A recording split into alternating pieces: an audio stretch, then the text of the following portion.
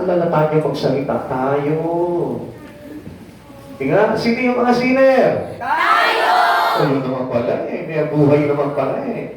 Para kayo mga napoposes, sino yung mga kasalanan? Tayo. Sino yung nagkasala? Tayo. Bakit ka mo? Parang may sinasabihan na eh. Hindi pa ba nasabihan na agad eh. Kaya magpalaya po tayo, amen? Willing po ba tayo makalaya? Sino po dito yung willing makalaya? Amen. Praise the Lord, lahat po tayo willing makalaya. Kasi, okay, baka naman mamaya sabihin nyo, ang pero si pastor, kami lang yung sinasabi mga kasalanan. Hindi, mas marami akong kasalanan sa inyo. Kaya nga ako ginagamit ng Diyos dahil nakita niya yung dami ng kasalanan ko para mabafaksyon. Ginamit niya ako para unti-unti mabaklas po sa akin yon. Kaya huwag niyo man sasabihin na mas makasalanan kayo kaysa sa akin. Kaya nga, it is unfair for you kapag sinabi niyo na ako, o sinabi ko sa sarili ko na ako hindi ako nagkakasala kasi preacher na ako, pastor na ako. Hindi po, mas masama po ako sa inyo, mas makasalanan ako sa inyo. Kaya nga ako nananatili sa Panginoon kasi gusto kong magpatawad ako ng Panginoon sa daming kasalanan na nagawa ko. Amen? The God that stooped down for His love to a sinner. Yan, bisa na po natin. Religious leaders trying to trap Jesus. Tingnan po natin ha. Ito po mga Pariseyo, mga eskriba, yung mga tagapagturo ng kautusan ni Moises. Kaya po sila lumapit kay Jesus dahil gusto po nila talaga ma-entrap. Ito po si Jesus. Hulihin po nila at mahulog sa kanilang patibong para maparusahan at maikulong po ito si Jesus. Sometimes concerning the Sabbath, dito po nila kumbaga parang tinatrap si Jesus. Di ba yung halimbawa, yung ayaw po kasi ng mga eskriba, ng mga Pariseyo po nung araw na gumagawa tayo sa araw ng mga nagpagsamba, ng pangiling, ng pamamahinga. Kaya nga, doon sa araw na yun, hinuhuli nila si Jesus. And sometimes concerning the resurrection, yung pagkabuhay ni Jesus, yung parang inaakusahan nila si Jesus that Jesus is a false prophet or sabihin po natin na blasphemous. Blasphemous ito po si Jesus na dumabangga sa Diyos. Kaya kumbaga parang kiniklaim na siya yung pagkabuhay. At alam niyo po ba na malaki pong pagkakasala yun kapag ikaw ay isang tao lang o isang propeta lang o isang sugo lang ng Diyos, kaya hindi po nila talaga lubusan ang kikilala po si Jesus. At ganoon din po sa atin kuminsan. Tayo po kuminsan, ine-entrap po natin yung mga tao na nagtuturo para na sa ganoon malaglag po sila sa bitag ni Satanas. Hindi po tayo ganoon. At tayo po ay mga tagasunod po ng ating Panginoon sa Kristo. Okay? Seeking the conflict between Jesus and Moises. Alam niyo po, ito po yung gusto pa po palutangin po dito ng mga Pariseyo noong mga araw na yun, na gusto nilang sabihin na bumabangga ito si Jesus sa aral ni Moises. Kasi yung kautusan na ibinigay kay Moises ay para baga akala nila sinasagasaan po nito si Jesus. Jesus teaching in the temple at that time. At siyempre medyo parang naguguluhan sila. Bakit ganito itong tao na ito? Bakit turo ng patungkol sa pagdating ng Mesiyas at hinaangkin niya na siya yung tagapagligtas. A woman taken in adultery brought to him. Dinala po sa kanya yung isang babae na nahuling nangangalo niya. At kung itignan niyo po, ang sama po dito mga Pariseyo na ito eh. Kung bagay para ginamit pa nila itong babaeng makasalanan na ito para lamang po ma-entrap nila, mahuli nila ito si Jesus. Will Jesus agree with Moises on her penalty? Tingnan niyo po, hindi po nila nakikita po ito, no? Para sinasabi nila, sino ka? Para banggain mo yung mga aral ni Moises. Parang ganun po, no? Kasi nga po, because they are, sabi po natin, they are foolish and didn't know yet about Jesus. So, silang alam, at kala po nila, sila po yung nakakaalam talaga ng aral patungkol sa ating Panginoon. Okay, tingnan po natin. Tingnan po natin ito. Let's examine the case and its consequences with regards on the love of our Savior. Tingnan po natin, examinin po natin, suriin po natin itong kaso na ito at yung kabayaran po nito alang-alang sa pag-ibig po ng ating tagapagligtas. Now, let us relate our situations into this adulterous woman. All of us are adulterous to God. Pakisabi mo, ako ay nangangalunyari. Ako ay nangangalunyari. Ayan siguro sinasabi nyo, so, kahit kailan hindi ako pumatol sa may asawa. At pastor, hindi po ako pumatol talaga sa mga tao na kahit may asawa ko, pumapatol sa iba, hindi po ako. Alam niyo po, malawak po yung usapan ng pagiging adulterous. Amen? Amen. Nyo, maaaring ikaw po ay nangangalunya sa pamamagitan sa iyong trabaho, nangangalunya ka sa pamamagitan sa iyong pamilya, nangangalunya ka sa pamamagitan ng iyong pagiging makabayan o makadiyos. Di ba? Ganun po yung basihan po ng pangangalunya. Kaya napakalawak po nito. At isa lamang po ito, literally para makita ng tao kung ano po ba yung tinatawag na kasalanan pangangalunya. Okay, tingnan po natin. Lahat po tayo kailangan ma-relate po dito. Minsan kasi baka mamaya, hindi nyo kunin itong aral na ito. Sabihin nyo, hindi naman ako mangangalunya. Ba't kailangan ko pag-aralan yan? Ako'y magnanakaw lang. Nakukulit lang ako ng mga cellphone ng klase ko. Yeah? Hindi naman ganun Basta doon lamang po, nangalunya na rin po tayo doon. Okay, tingnan po natin. Let us examine this case and its consequences with regards on the love of our Savior. Where's the guilty woman? Ito pong babae na ito na dinala sa kanya na nangangalunya. He was caught in the act. Nahuli po talaga itong babae nito na talagang nangangalunya po siya. Basahin po natin. John chapter 8 verse 3 to 4. Yan. Dumating noon ang tagapagturo ng kautusan at ng mga pariseyo na may dalang isang babaeng nahuli sa pangangalunya. Iniharap nila ito sa karamihan at sinabi kay Jesus, Guro, ang babaeng ito ay nahuli sa aktong pangangalunya. Okay, bibigyan ko lamang po kayo ng idea. Pagka ikaw ay nahuli nangangalunya nung araw, automatic po ito, pag nahuli ka nangangalunya, babatuhin ka hanggang sa mamatay ka. So, ibig sabihin that she was really dapat penalized into death. Kailangan po siyang parusahan ng kamatayan po dito. But take a look the purpose of this Pharisee and Jesus. Tingnan natin yung comparison, yung contrast ng purpose nila, ng layunin nila. Makinig po tayo Yung purpose po nitong Phariseo is to penalize the woman and what? And trap Jesus. Gusto nila paparusahan itong babae na ito at patawad ng parusa nitong si Jesus para na sa ganon, mahuli nila itong si Jesus. Amen. Para makuha nila yung pagkakamali ni Jesus kasi hanapan nila ng pagkakamali si Jesus. But Jesus' purpose is this. Ang purpose naman ni Jesus, since dinala sa kanya yung babae na nangangalunya, anong ginawa ni Jesus? Anong layunin niya? Put the woman to his saving love. Itong makasalanan na ito na supposed to be papakain na. Pero remember, kung bakit dinala sa atin si Jesus? It is the grace of love. Amen. Kaya hindi po hatol na kamatayan agad ang pinarusa po ni Jesus dito, kundi His saving love. Amen. Yung kanyang pag-ibig, pagmamahal na may pagliligtas. Amen. And brought the Pharisee into shame. At alam niyo yung mga mayayabang, na patuloy po na nagpaparusa itong mga panahon na ito, itong mga pariseyo na ito. Gusto niya talagang hiyain itong mga tao na ito dahil hindi nila alam kung ano yung mga bagay na itinuturo nilang batas ni Moises, kautusan ni Moises. Kaya tingnan niyo po yung mangyayari po dito. Pag-aralan po natin ito para na sa ganon, malaman niyo na bawat isa po sa atin, kahit na nagkakasala ka, kahit gaano kalaki ang pagkakasala mo, may chance tayo na ipatawad ni Jesus yun kung tama lamang po yung talagang paglapit natin kay Jesus. Okay? There is no questions about the guilt. Ito pong babae nito, aminado naman po siya. Hindi po niya sinabi na wala akong pagkakasala. Sila may pagkakasala. Hindi siya nagtuturo. He kept on silent. Nanatili po siya tahimik dahil he claimed that she was a sinner. Amen. She was an adulterer. Amen.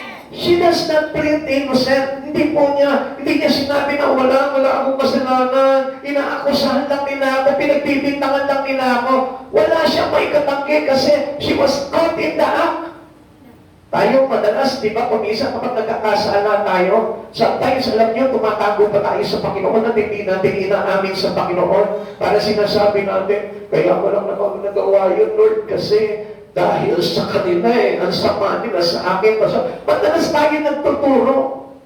Kaya nga ito pinapakita dito, alam niyo po ba, na kapag ikaw pala umaamin ka ng kasalanan mo before the Lord, Ang pinapakita mo po na dyan is your humbleness. Amen. Amen? Amen. Doon po lumalabas yung kapangyarihan ni Jesus ng pagpapatawad.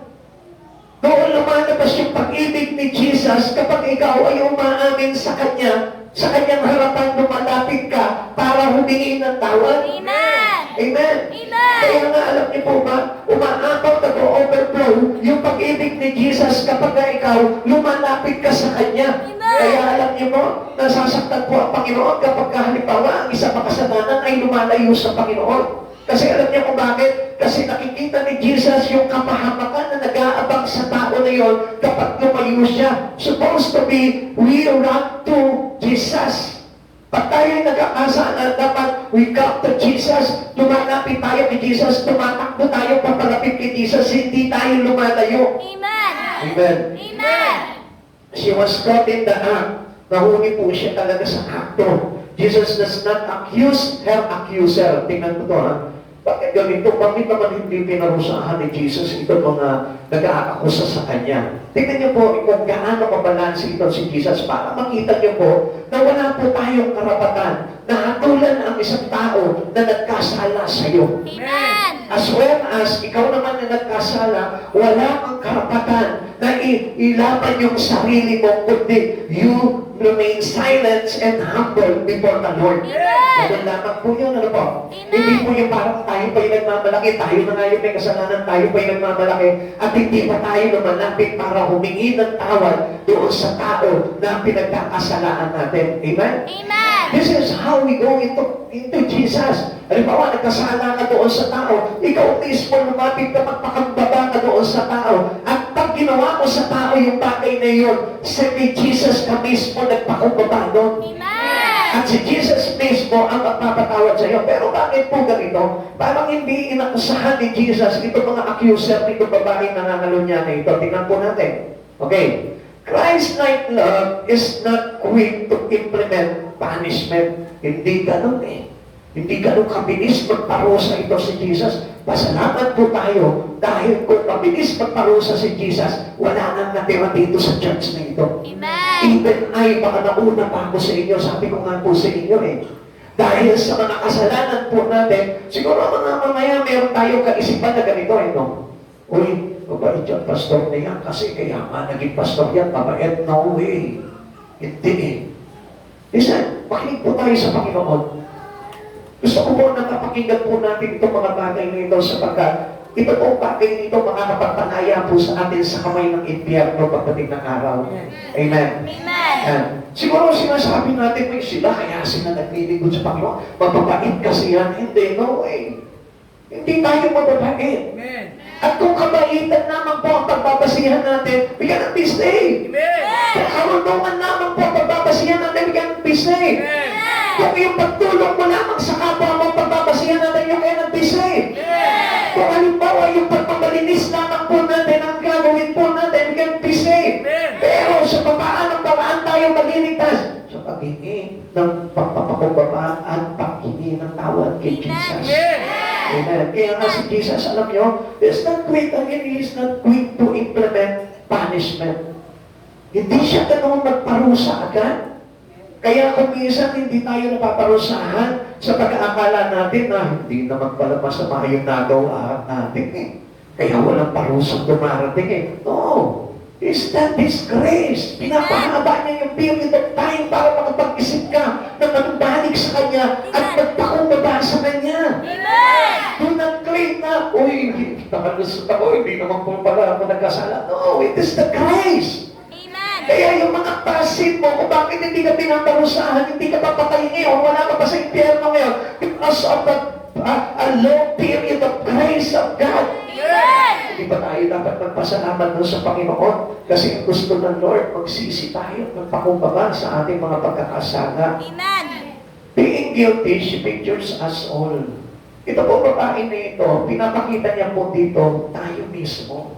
Kaya kung makalalaman po natin yung istorya nitong babae na ito, ikaw yun, ako yun, tayo yun. Kaya huwag mo sasabihin, hindi ako nangangalunya sa tanang buhay ko, hindi ako nangangalunya. Pero may kasalanan ka, mamaya papakita ko po sa inyo yun. Para na sa ganun, hindi tayo magmalaki na ako, hindi ako nangangalunya. Okay, tingnan po natin. Basahin po muna natin dito sa aklat po ng Roma, chapter 3, verse 10 to 23. Okay, buksan po natin yung ating mga Biblia. Roma chapter 3, okay, 10 to 23. Sabi dito, ayon sa nasusulat, walang matuwid, wala kahit isa, wala nakakaunawa, walang humahanap sa Diyos, at lahat ay lumilihis ng landas at nagpapakasama. Tingnan niyo po mabuti, ha? Kaya nga maraming tao ayaw lumapit sa Panginoon. Kaya nga maraming Kristiyano mas pinipili nila yung mamuhay outside Christ Jesus sapagkat wala po sa kanila talaga yung katwiran ng ating Panginoon. Sabi po dito, ang lalamunan nila ay tulad ng libingang bukas. Ang kanilang mga labi ginagamit sa pandaraya, dila nila ay makamandag na parang ulupong. Puno ng panunungayaw at masakit na salita ang kanilang bibig. Matunin ng kanilang mga paa sa pagbububo ng dugo. Parang dinaanan ng salot ang kanilang nadaanan. Hindi nila alam ang daan ng kapayapaan.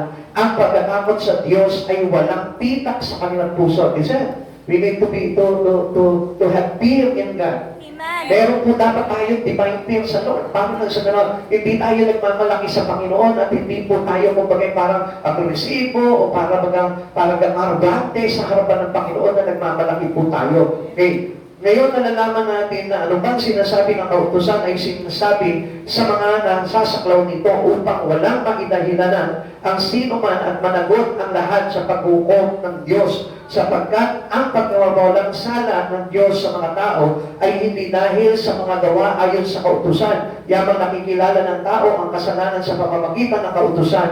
Ngunit ngayon nahahayag na ang pagpapawalang sala ng Diyos sa mga tao, ito'y hindi sa pamamagitan ng batas, bagaman ito'y kang pinatotohanan ng kautusan at ng propeta. At ng mga propeta, pinawalan sala ng Diyos ang lahat ng mga nananalig kay Jesucristo sa pamamagitan ng kanilang pagnanalig sa Kanya maging Hudyo at maging Gentil sapagkat ang lahat ay nagkasala at walang sino mang karapat-dapat sa paningin ng Diyos. So makikita po talaga natin, ano po, nilabas po ni Moises yung aral about doon sa kautusan ng ating Panginoon para tayo po ay balaan.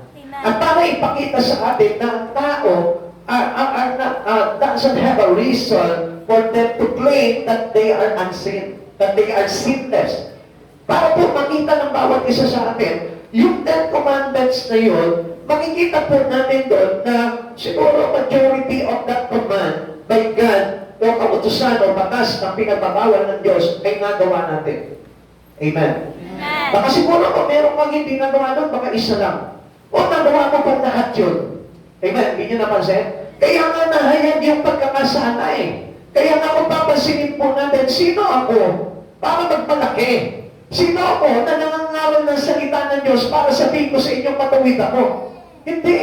Kaya nga meron ko utusan para makita mo at masalamin mo yung mga bagay na pinagagawa mo. Amen. Naintindihan po natin? Amen. Kaya nga ayaw harapin ng tao yung kautusan ni Moises nung araw sapagkat mahahayag na todo yung kanilang pagkakasala at hindi talaga sila maliligtas. Pero hindi doon sila hinatulan ng Diyos. Kundi hinatulan sila ng Diyos sa pamamagitan ng pag-ibig ng Panginoong Jesucristo na majority doon sa paghahatol ng Panginoon ay kaligtasan. Amen. Kaya nga supposed to be, alam niyo, pag tayo po ay napahamak, yan ay nagawa na po natin.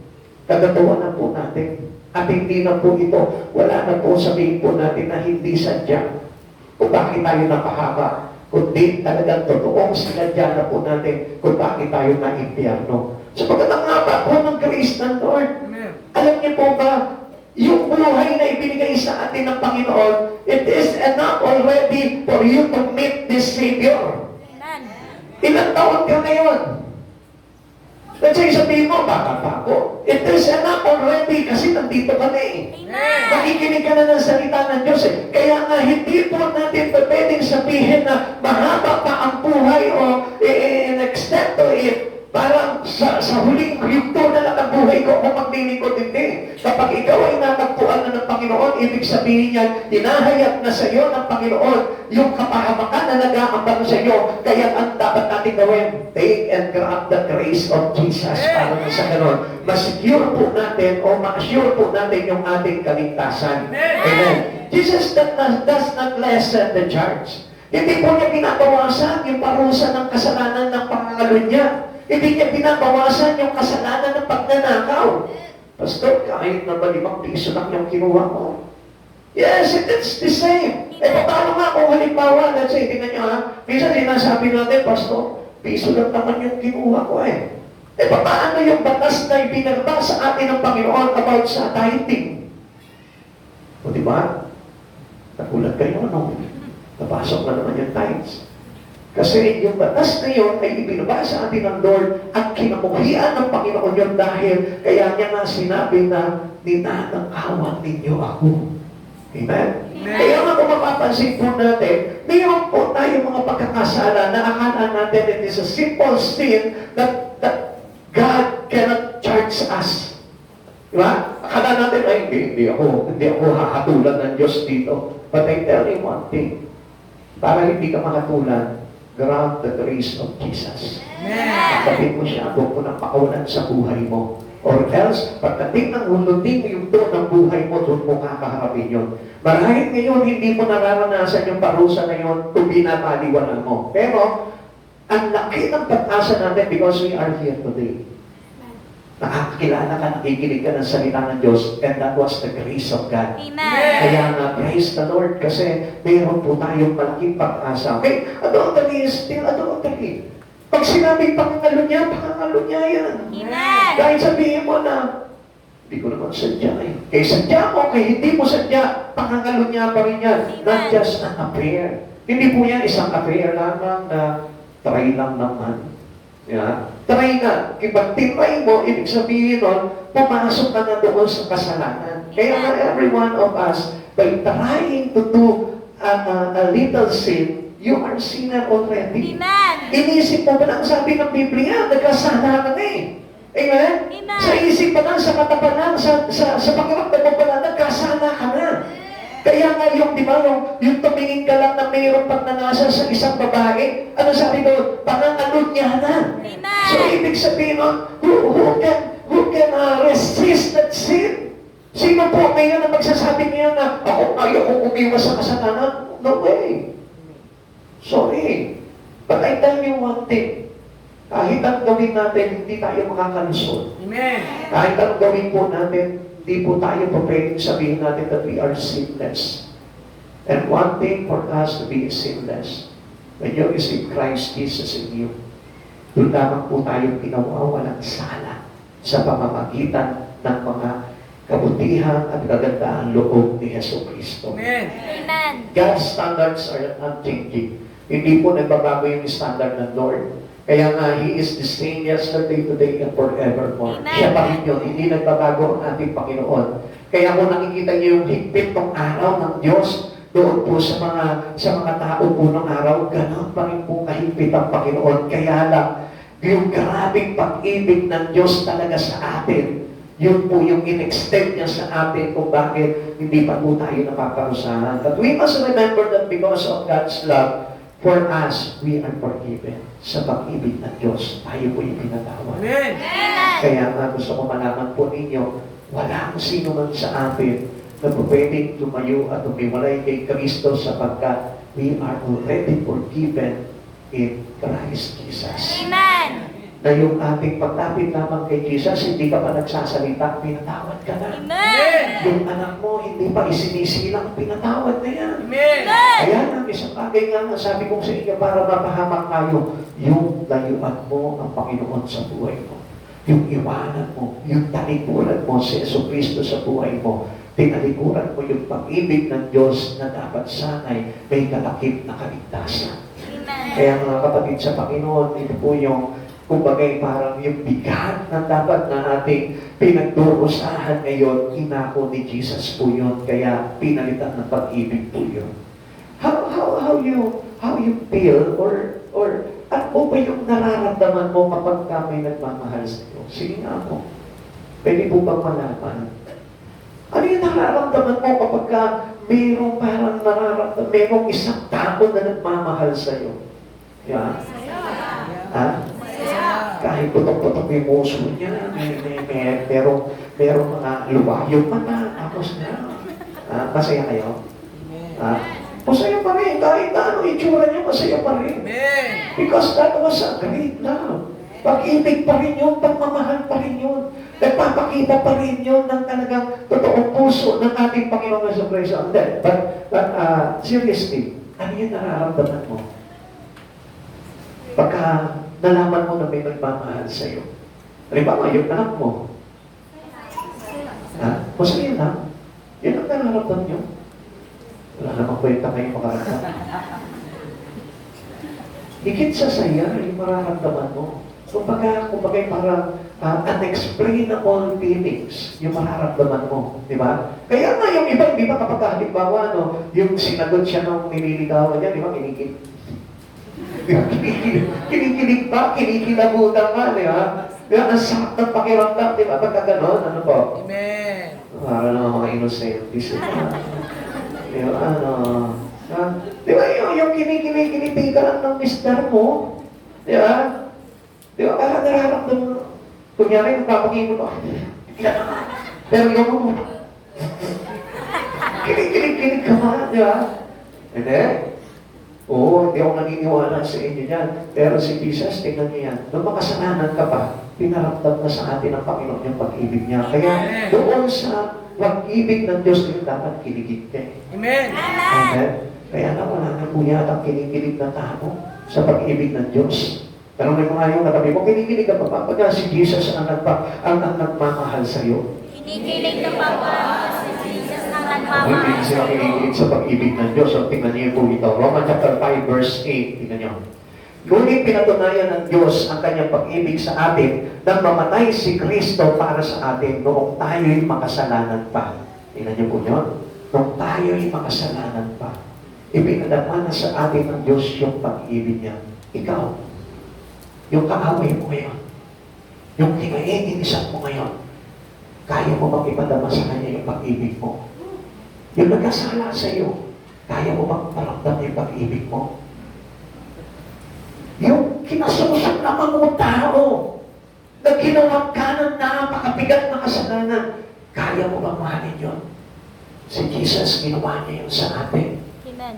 Who can compare to Jesus? No one. Wala. Kaya nga hindi tayo pa pwedeng magmalaki. Kaya hindi tayo pa pwedeng sabihin natin na hindi niya deserve na mahalin. Hindi niya deserve na ibigin. Hindi niya deserve na pagpalasakitan.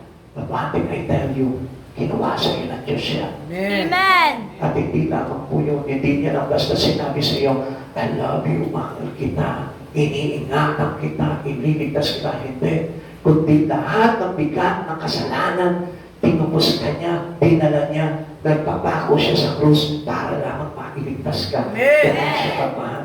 Amen.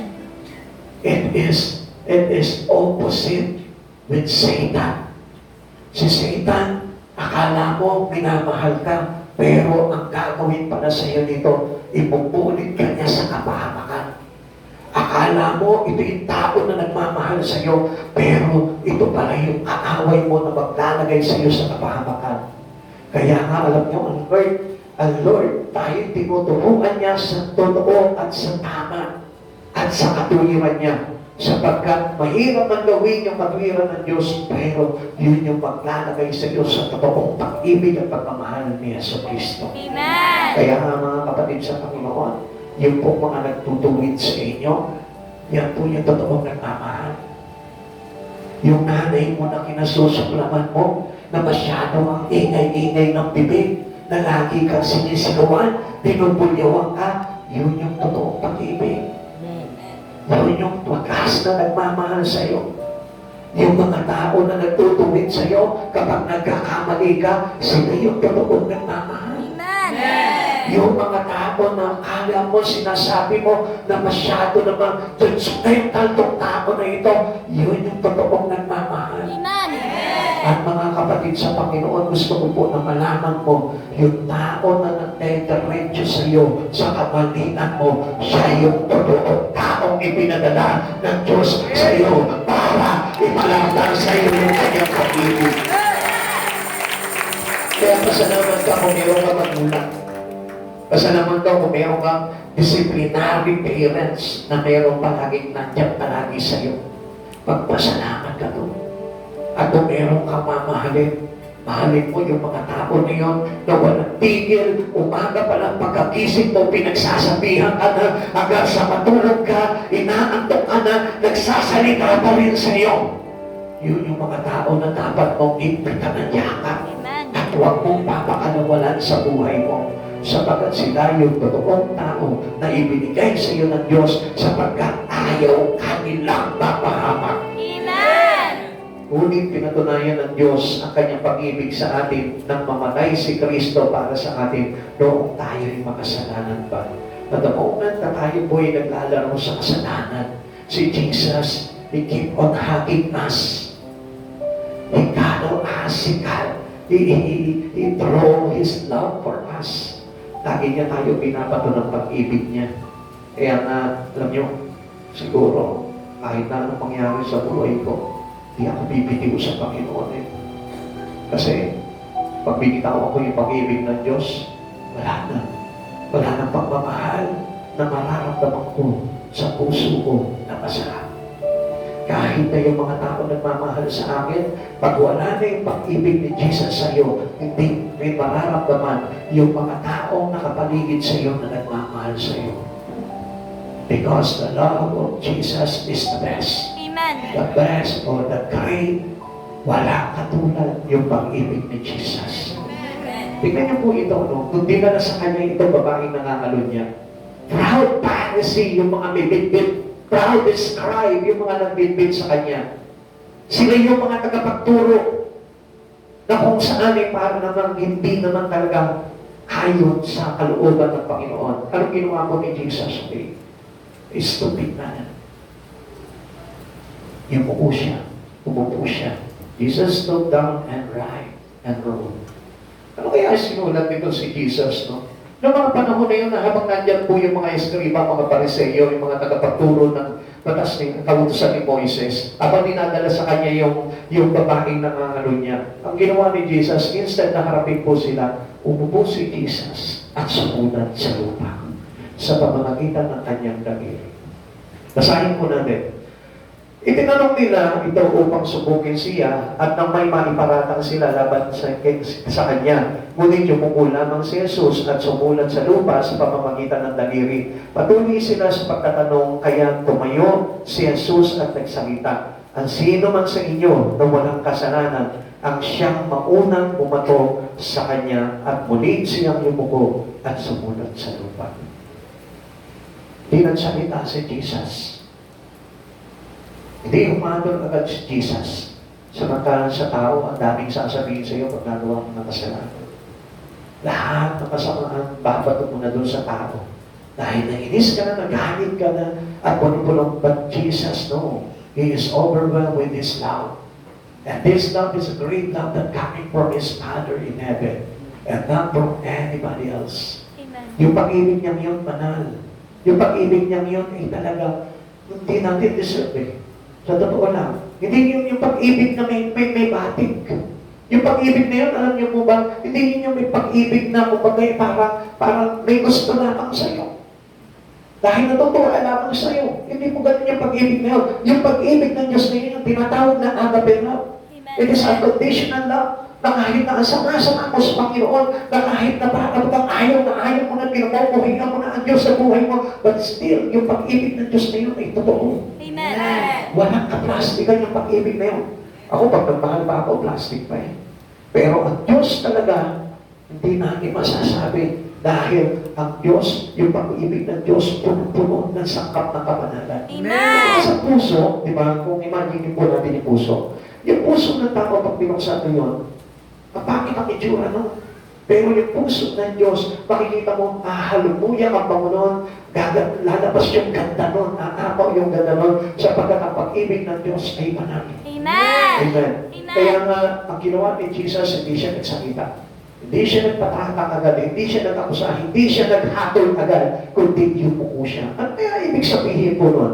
Remember the purpose of the accuser, di ba? Kanina sinabi po natin, pinakita po natin kung ano po talaga yung purpose nito mga gustong magparusa dito sa babaeng ito. They wanted to tempt Jesus. Gusto nila tuksayin si Jesus. Gusto nila na parang i-provoke si Jesus. Gusto nila na mahuli si Jesus. Gusto nila na magkamali si Jesus. But they are supposed to fail. Bakit?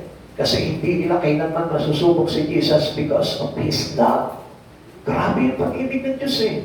Kahit gawin mo na sa mga Panginoon, hindi mababago yung pag-ibig ng Diyos. Ang tao, kapag ang ginawa mo ng masama, liliputin ka na niyan, magagalit ka sa iyan, ipapatay ka pa niyan, ipapaparusa ka pa niyan, ipapakulong ka pa niyan. Ganyan ang pag-ibig ng tao. Amen. Selfish. Amen. Mahal ka niya dahil mahal mo siya. Mahal ka niya dahil binibigyan ka niya ng pabor. Mahal ka niya dahil nasasayahan siya sa iyo. Mahal ka niya dahil may pakinabang ka. But not from Jesus. Ang pag-ibig ng Diyos, kahit pinapaliwala mo siya, kahit niyuyurakan mo siya, kahit tinatanggihan mo siya, kahit nire-reject mo siya, still, bumubuhos pa rin yung ako ng pag-ibig na nating Panginoon. Yun yung totoong pag-ibig. Kaya nga hindi natin may pagyayabang yung pag-ibig natin eh. Na ako, mahal na mahal ako ng asawa ko kasi masarap ako magmahal. Mahal na mahal ako ng mga anak ko kasi mabait ako.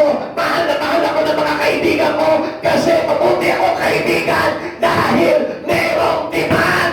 Amen. Ang pag-ibig ng tao nagdedemand. Amen. Pero subukan mo yung anak.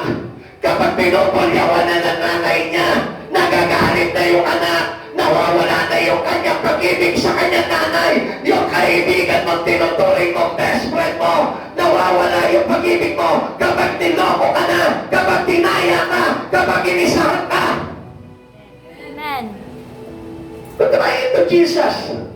Para mapatunayan sa iyo ni Jesus kung nagbabago ang pag-ibig ng Diyos. Grabe yung pag-ibig ng Diyos. Amen. Tayo, ang bilis natin lumimot eh. Sometimes, alam nyo, ginawa ka na ng ginawa ng pabor, ginawa ka na ng ginawa ng sobrang pabor, pero nagkamali ka lang isang beses, nagkasala ka lang isang beses, nakalimutan niya na yun. Because His love is selfish. Kaya nga kapatid sa Panginoon, ito po mga pariseyo nito, kunyari naglilingkod sila sa Diyos, pero they don't recognize Jesus as their Lord. Bakit na? Sabi nila, mahal nila ang Diyos, pero hindi nila naramdaman na ito pala yung nagbibigay talaga ng kautusan. But yet, ang ginawa nila, they are looking for a contradiction. Gusto nila na palabasin na bangga ito si Jesus sa mga batas ni Moises. Nakalimutan po nila eh. Yung mga bagay na ikinokoman sa atin ng Diyos. Di ba? Kuminsan tayo parang ayaw na natin magpatawad. Di naman karapat dapat patawarin itong taong ito eh. Pastor, naiintindihan ako ng Diyos kasi hindi naman talaga karapat dapat na patawarin itong tao na ito eh. You're looking for contradictions to Jesus. Isa, paano tayo kumokontradict sa Panginoon? Sabi po ng Mateo chapter 6, verse 14, sapagkat kung pinapatawad ninyo ang mga nagkakasala sa inyo, patatawarin din kayo ng inyong amang na nasa langit. We are also tempted to contradict this God's command. Tayo mismo, tinutugso tayo ng kaaway. Huwag mo pa natawarin yan. Masama ginawa sa inyan, huwag mong patatawarin yan, mandaraya yan, huwag mong patatawarin yan, plastic yan. Tatandaan po natin na si Jesus, hindi niya pinawalang bisa ang kautusan, kundi ano sabi niya, mas pinagtibay niya pa ang kautusan. What does it mean? We need to obey Jesus. Amen. Sa pagsunod natin si Jesus, nasusunod na natin yung kautusan. Sa paglilingkod mo kay Jesus, nasusunod mo na yung kautusan. Sa pag-worship mo kay Jesus, nasusunod mo yung kautusan. Sa pagpapagamit mo kay Jesus, nasusunod mo yung kautusan. Sa pag-church mo, nasusunod mo na yung kautusan. Jesus lang pala. Amen. Yun lamang pala ang kailangan natin. But still, we are looking contradictions to God's command. Binabangga natin yung command ni Jesus. Paano po tayo maliligtas? Ano pa po sabi po dito? Matthew chapter 7, verse 1 and 2. Huwag kayong umatol nang kayo'y di hatulan, sapagkat hatulan kayo ng Diyos ayon sa paghatol ninyo sa iba at susukatin kayo ayon sa panukat na ginagamit ninyo sa iba. Now, hindi ka nagpatawad. Hindi ka natatawagin ng Diyos. Now, humatol ka sa kapwa mo, hahatulan ka rin ng Diyos. Kaya nga wala po tayong karapatan eh. Wala tayong karapatan na hindi magpatawad. Wala tayong karapatan na humatol. Amen. And that was the command of the God of the high. Amen. Siya yung Diyos na nagbaba nitong kautusan na ito. At hindi po natin pwedeng banggain ito sapagkat ito'y nakasaad na sa talaan ng ating Diyos na dakila. Amen. But still, Satan tempts us not to forgive, but for us to be in his path to disobey God. Ganyan po tayo tinutokso ni Satan. Kaya nga nakita niyo po, masyado po tayo parang ginagalit ni Satan. Kinukudyuhan niya tayo, ginagabaw na niya tayo. Para na sa gano'n, anong mangyari? Hindi ka makapagpatawad. And so, anong mangyayari? Pag hindi ka nagpatawad, ikaw mismo, nahuli ka ni Satan. Ikaw mismo, impyerno ka. Sapagkat yung batas ng Diyos na ubod ng ganda na kung saan His grace is overflowing into human, yun yung parang binura mo lang dahil sa hindi pagpapatawad. Grabe sana yung papatawaran ng Diyos eh. Kaya lang binubura natin dahil umahatol tayo sa kapwa natin, hindi tayo marunong magpatawad sa kapwa natin. Kaya ano nangyayari? Ikaw na yung nagpaparusa sa sarili mo, hindi mo nakikita. Ikaw na yung hindi nagpapatawad sa sarili mo. Wala ka pang kamalay-malay because you are deceived by Satan. Nadaya ka. Napanunokso ni Satan. Jesus stooping down, pictures is coming down to save. He said, pag hindi ka nagpapatawad, ang ibig sabihin niya, parang sinasabi mo ano? It's like we are saying Jesus did not come here when we don't forgive. Pag hindi tayo nagpapatawad, parang sinabi mo, walang krus. Walang pinako sa krus. Walang inilabing. Wala yung ikatong araw at nabuhay na muli. Yun yung bagay na kinokontradict natin when we don't forgive. Pag hindi tayo nagpapatawad, yun yung binubura natin. The grace of God. Amen. Yung po yung nawawala. Kaya mga kapatid sa Panginoon, huwag kang magpapadaya sa kaaway. Amen. Magdaraya ang kaaway. Magdaraya ang demonyo because he need to entrap us. Para na sa ganoon, pag nahuli niya sa tayo, sa kanya na tayo. And later, kasama natin siya doon sa impyerno. Ano kaya yung sinulat ni Jesus? What did Jesus write? They have written Leviticus chapter 20 verse 10. Ano sabi po dito? Basahin po natin. Tingnan niyo po ito. Tungkol po ito sa pangangalo niya. Ang lalaking nangangalo niya sa asawa ng iba ay dapat patayin. Gayon din ang babae. Listen, mga kapatid sa Panginoon. Ang ganda po dito, makinig po kayo dito ha. Para lang sa ganoon, hindi po tayo magmalakihan sa isa't isa. At makita po natin kung gaano nagpatawad talaga si Jesus. Ano pong ibig sabihin dito? Ang lalaki nangangalun niya sa asawa ng iba ay dapat patayin, gayon din ang babae. Ganyan po yung batas talaga. Ito po yung kautusan po talaga. Ito yung parusa talaga sa kasalanan. Pero dahil kinakaharap natin, tinanggap natin si Jesus sa buhay po natin, tingnan niyo po kung anong ginawa po ni Jesus dito. Tingnan niyo. The cause for both parties to be stoned. Supposed to be yung babae lang dinala nila eh. Listen, ganyan ang tao. This is not the law of Moses. Hindi ito yung kautusan ni Moises. Amen. Amen? Amen. It is ever deceiving Satan's parang tukso ni Satan para dayain tayo. Ngayon, tingnan niyo po mabuti ha. Ang sabi po dito, Ang dinala lamang po nila, yung babaeng nahuli nila nangangano niya. The man was missing, showing injustice. Pero ganito po yan eh. Kung titignan po natin yan, hindi pa tayo paghatol. Wala yung lalaki, meaning, yung babae lamang gusto nilang parusahan. At parang sinasabi nila, hindi nagkasama yung lalaki. Di sana pati yung lalaki, na nakita nila, di ba, she was caught in the act. Nahuli ko yung babae na ito, aktong-akto. Eh, ba't hindi nila sinama yung lalaki? So doon pa lang, mali na agad yung hatol nila. Amen. Amen? Amen. Kaya malaki na malatayan nila si Jesus. Sa madaling salita, humihingi tayo kuminsan ng hatol eh. Pero mali yung hatol natin. Minsan sinasabi natin sa Diyos, Lord, parusahan mo itong tao na ito nagkasala sa akin. Minsan, ibubulong po ako sa inyo. Humihingi ka ng parusahan sa tao nagkasala sa iyo. Bakit ikaw? Hindi ka ba nagkasala? Dahil ikaw yung lalaking hinahanap ng Lord. Na dapat parusahan din.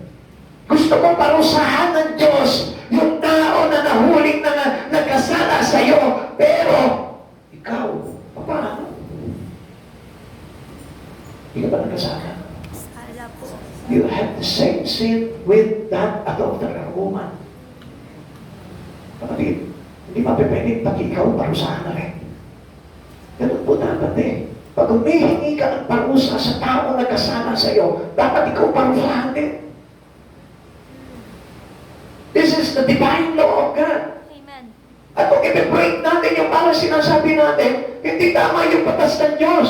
Hindi tama yung pag-uutos ng Diyos. Hindi tama humatol ng Diyos. Mali tayo. Tayo ang mali. Amen. Kaya nga kung hindi ka magpapatawad, ang sabi ng Biblia, hindi ka magpapatawarin ng Diyos. Amen. Kung hahatol ka, hahatulan ka rin. So meaning, tuwan-tuwa ka, pinaparusahan ng Diyos, kasunod ka na. Natuwa ka sa parusa ng mga makasalanan, ikaw na kasunod nun. Bakit natuwa ka eh? Instead na mahapag ka, maawa ka, isave mo yung tao na yon, natuwa ka pa. Bakit? Kasi inis ka sa Kanya eh. Kasi naaasar ka sa Kanya eh. But God, Jesus, kahit kailan, hindi niya kinaasaran ka. Dahil yung pag-ibig ng Diyos na ito, gusto niya maligtas ka. Amen. Kaya nga hindi niya pinarusahan yung babae. Supposed to be pag pinarusahan niya yung babae, pati yung mga eskriba, pati yung mga pariseo, pati yung mga tao doon, doon po. Amen. Naintindihan niyo? Amen. Nakita niyo yung dakilang pag-ibig ng Diyos? O yung bawal at sige ako, may kasalanan ako, pinarusahan ako ngayon, nagpalakpakan kayo. Sige, kunyari, pinaparusahan ako, palpak. Kasunod na kayo. Kasunod na kayo mga bupalakpak. Ganun lamang po, kasimple po yun. Amen. Kaya nga inako ng Diyos lahat ng kasalanan natin para walang panagot sa kanilang kasalanan kundi si Jesus lamang. Hindi po ba naiintindihan yung bagay na yun? Kaya nga kung ikaw pumapalakpak ka dahil sa kasalanan ng iba, kasunod ka na nun. Amen? Amen. Huwag ka matutuwa Amen. na, kaya hindi ko nga pinatawad yan eh. Kaya tingnan mo, pinarurunsahan ng Diyos. Maghintay ka, kasunod ka na. Dapat nahabag ka doon, Lord. Ano sabi ni Jesus? Panginoon, Father, forgive them, for they did not know what they're doing. Alam niyo, bakit? Kasi lahat ng kasalanan na kay Jesus na noon. Gusto niyo ba hindi na mabuhay si Jesus kung sasabihin niya, sige Lord, sige Pama, parusahan yan! Hindi na mabubuhay si Jesus kung ginawa niya yun. Pero hindi nila madalaya si Jesus. Kaya nga ginawa ni Jesus, nag-declare pa siya na panalangin sa Ama, Father, forgive them, for they did not know what they're doing. Patawagin mo sila, hindi nila alam ang kanilang ginagawa. Amen. Amen? Amen. Now, this is what we need. Looking for a sinless accuser. Kaya kung mag-a-accuse ka ng isang makasalanan, make sure na wala kang kasalanan. Pagsabi mo nga sa tabi mo. Kaya pag mag-a-accuse ka, Kung mag-a-accuse ka kung mag-a-accuse ka ng isang makasalanan, ng isang makasalanan, siguraduhin mo siguraduhin na mo wala kang kasalanan. na wala kang kasalanan. Dahil pag pinarusahan yun, Dahil pag pinarusahan yun, sigurado sa'yo, sigurado sa'yo, paparusahan ka rin. paparusahan. Amen. Tingnan niyo po, sabi po dito, in John chapter 8, verse 7, Patuloy sila sa pagtatanong, kaya tumayo si Jesus at nagsalita, ang sino man sa inyo na walang kasalanan ang siyang unang bumato sa kanya. Come on, people of God. Stand up. Please, tayo kayo na. Ano ang bagay na meron kayo dyan? Patuhin niyo ako. Come on. Come on, do it. Patuhin niyo ako. Kahit mo rin, kahit kupuan niya. Kahit yung kasama mo, ibato mo sa akin. Kahit yung bag mo, ibato mo sa akin. Come on, patuhin niyo ako. Sige. Come on, patuhin niyo ako. Bakit hindi niyo magawa? Bakit hindi niyo magawa? Dahil kami makasalanan din. Totoo ba yan? Kaya hindi niyo magawa. Dahil may kasalanan din kayo. Amen. That's the truth. Yun ang katotohanan. Kaya hindi nila binato itong babae na ito dahil sila rin mismo ay makasalanan. So they find out that Jesus is true.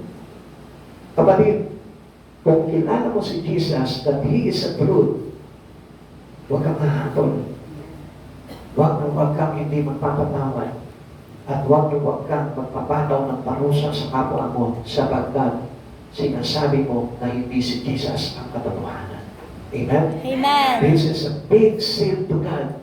Lalo mo lang pinatong sa'yo yung malaking pagkakasala. Stooping and writing again. Anong ginawa ni Jesus? Umupo ulit siya. Sige, yan, umupo kayo. Yan, ganyan ang ginawa niya. Sumulat kayo sa lapat. Yan. Sumulat kayo sa lapat. Mga muto-muto. Okay. Si Jesus, anong ginawa ni Jesus? Stooping and writing again. Umupo po siya at nagsulat sa lupa. Alam niyo po ba kung anong sinulat ni Jesus? Isa, mga kapatid sa Panginoon. Yung sulat ni Jesus is for us to remember. One great things that implement to us by the Father in heaven. Ano kaya yun?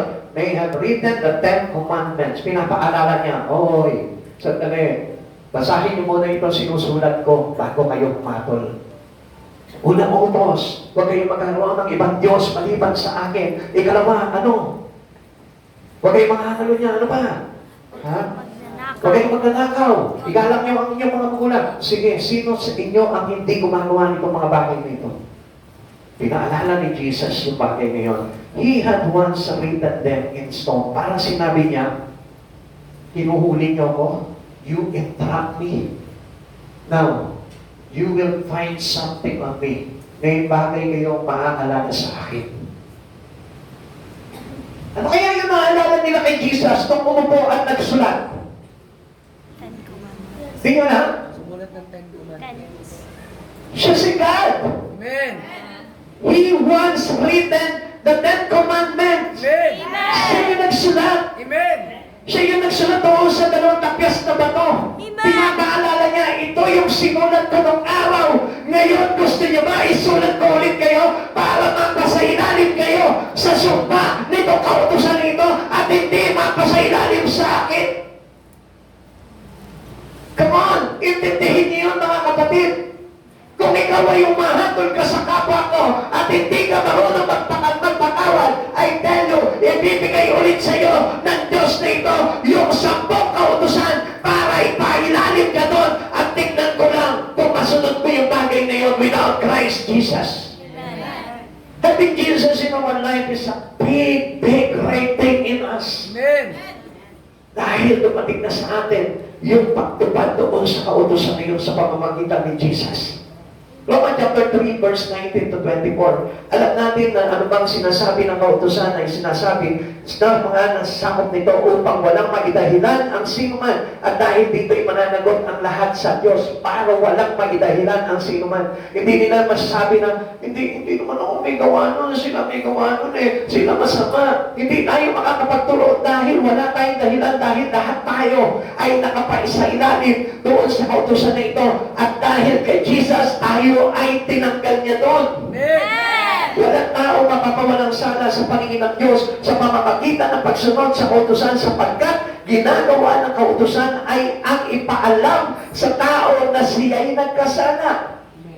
21. Ngunit ngayon nahayag na kung paano ginagawa matuwid ng Diyos ang tao, ito hindi sa pamamagitan ng kautusan, bagaman ang kautusan at ang mga propeta ang nagpapatotoo tungkol dito, ginagawa matuwid ng Diyos ang lahat sa pamamagitan ng kanilang pananampalataya kay Jesucristo. Walang pagkakaiba ang mga tao sapagkat ang lahat ay nagkasala at walang sino man nakaabot sa kaluwalhatian ng Diyos. Ngunit dahil sa kanyang magandang loob na walang bayad niyang ibinigay, sila ay tinuring na matuwid sa pamamagitan ni Kristo Jesus na siyang nagpapalaya sa kanila.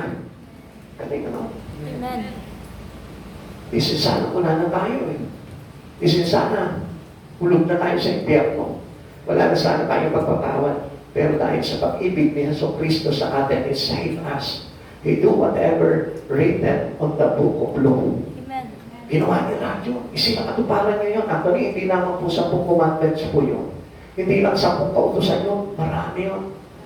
At yan nakasaklaw lahat ng kasalanan ng tao. Kung may kasalanan ka, kinuha na ni Jesus yun. Kung may kasalanan ka, may kasalanan ka, tinanggal na ni Jesus yun. Wala na kayong dapat alalahanin. Just to receive Jesus and accept. Amen. Believe and accept to Jesus. Kagawin mo, manalig ka kay Jesus, yun na lamang ang gagawin natin, wala na. Kahit anong kasalanan mo, whatever sin, past, present, future sin, pinatubos na po sa atin ng Panginoon yan.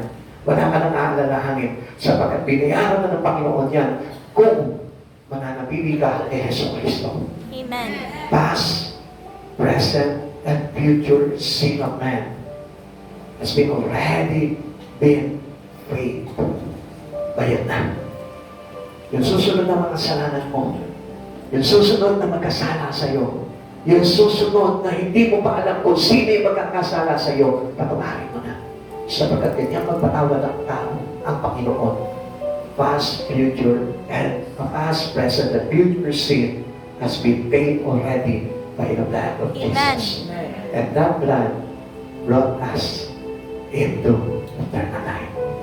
Mga kapatid sa Panginoon, ang sarap na mahalin ng Diyos na ito. Huwag mo mamahalin si Satan. Kapag minamahal mo yung galit mo sa kapwa mo, minamahal mo si Satan. Do not love Satan. Amen. There is one person who loved us most, and that was Jesus. Kung meron kang mamahalin, mahalin mo ng lubos ang Panginoon sa buhay mo. Not Satan. Because Satan will put you into perishing life.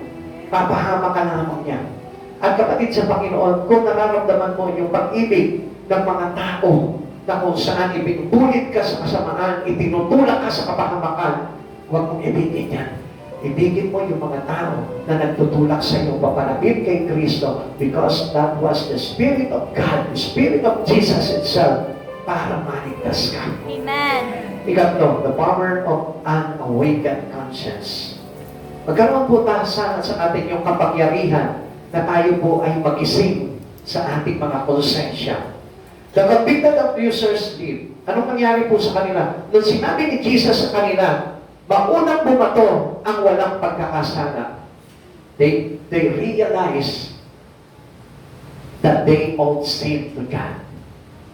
We've sinned to God and fall short from the glory of God. Lahat tayo nagkasala.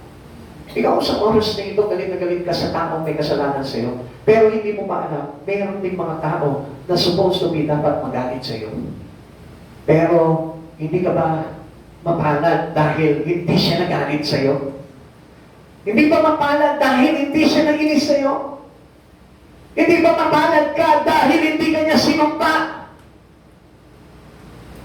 Kung mayroong isang tao o isang tao na kung saan pwedeng sumumpa sa iyo, walang ibang kundi ang Panginoon. Pero hindi niya ginawa yun. Amen. Kasi gusto niya na magising ka. Gusto niya na makita mo yung kasalanan mo. And it is better for us to know that we've sinned to God. We've sinned to Him. Amen. Na lahat tayo nagkasala. Hindi ka malinis. Hindi ka matuwid. At kaya lamang po tayo na parang sabihin natin tayo ay malinis, tayo ay banal, tayo ay walang kasalanan dahil sa habag at kagandahan loob ng pag-ibig ni Jesucristo. Amen. At kaya nga mga kapatid sa Panginoon, who am I? Sino ka? Sino ako? Para sabihin na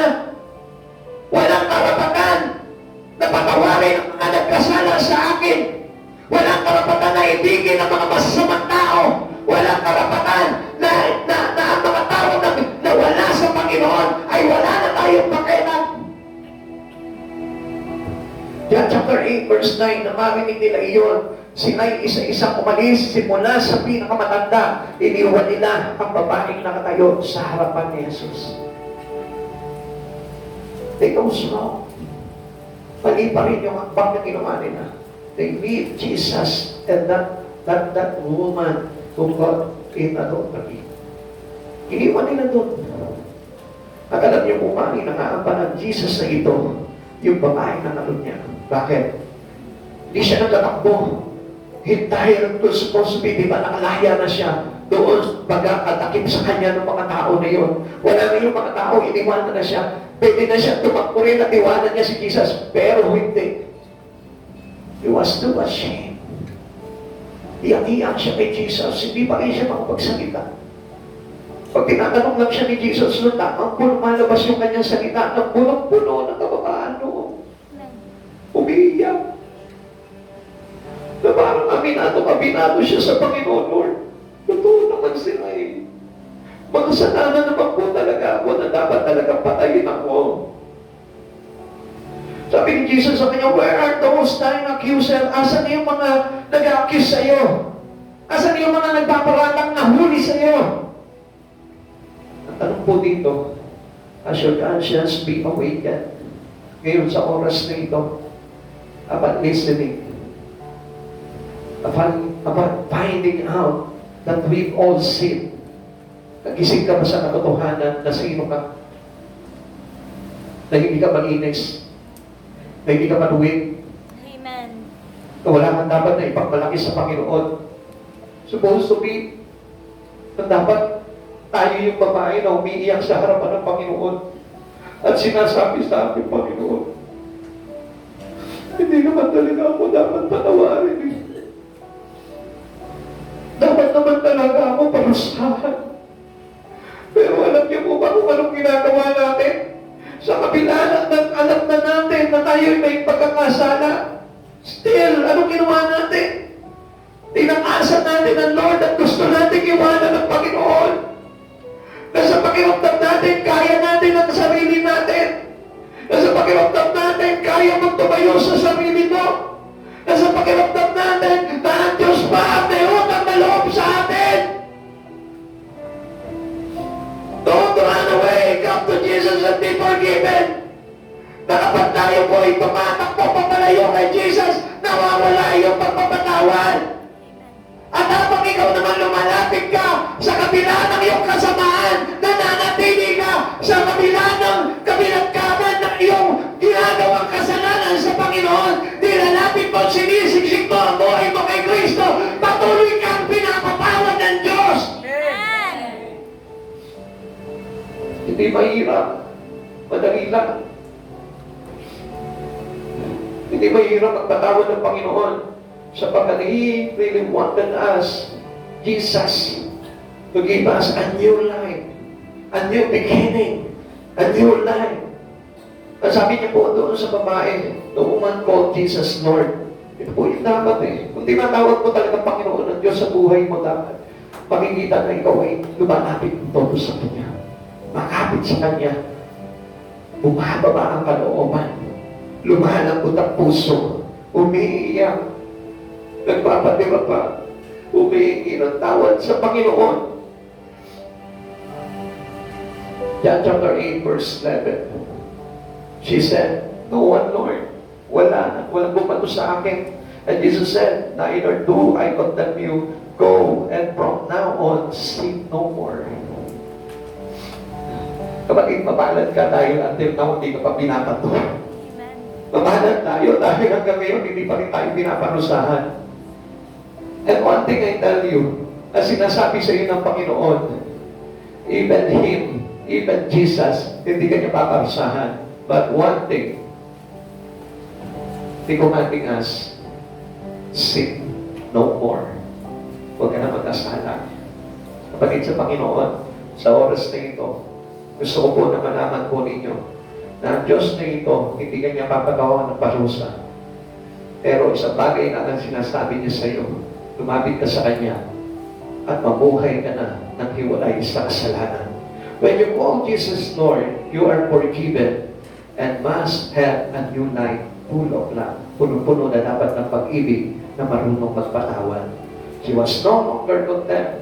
Hindi na po siya pinatawan ng kamatayan. At ang sabi sa kanya ng Panginoon, go and sin no more. Mga kapatid sa Panginoon, tayo lahat ay nagkasala sa Panginoon. At sa oras na ito, sino pa nagkasala sa iyo, patawarin mo kung totoong ikaw ay may pag-ibig na katulad ng kay Yesu Cristo. At sa oras po na ito, nais ko po samantalahin po itong pagkakataon nito sapagkat alam ko po na marami rin po ako naging kasalanan po sa inyo. Sa oras po na ito, tinatawagan ko po yung mga kabataan na sinuspiti ko. Sorry to tell you. Naniya ko si Kate, si Dimple, si Isha, si Andrea, si Kate, Darin, si Renren, please come forward.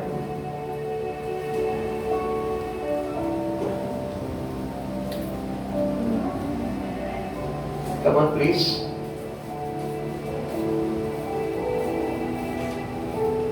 Dito. Dito. Please come forward. Sino ba po hindi ko na madalas ko na napapagalitan? Come on.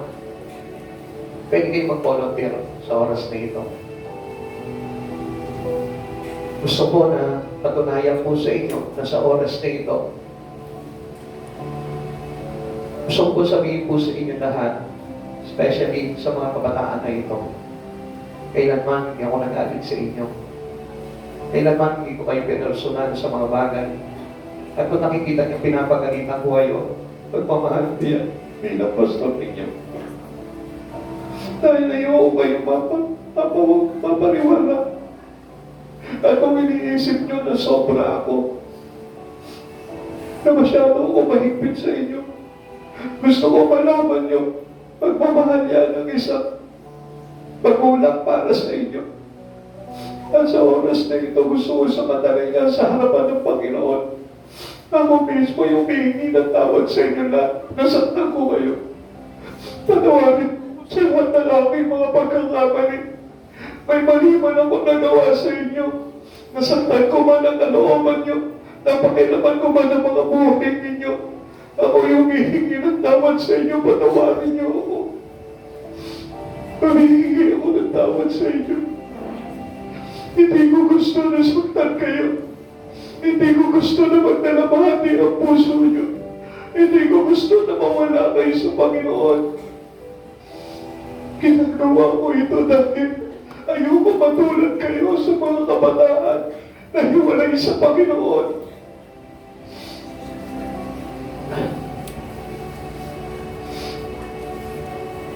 Alam ng Diyos na labis na kong nagdadalamati.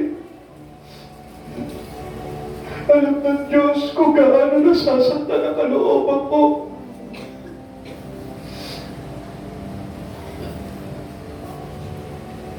Humingi ako ng tawad sa inyo. Tumayo ka niya dati.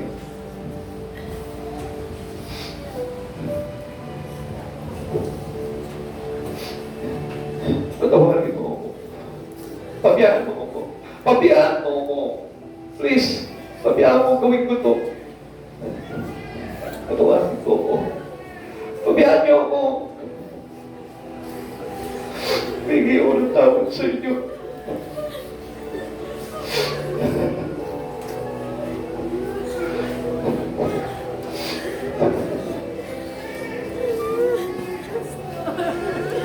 Patawarin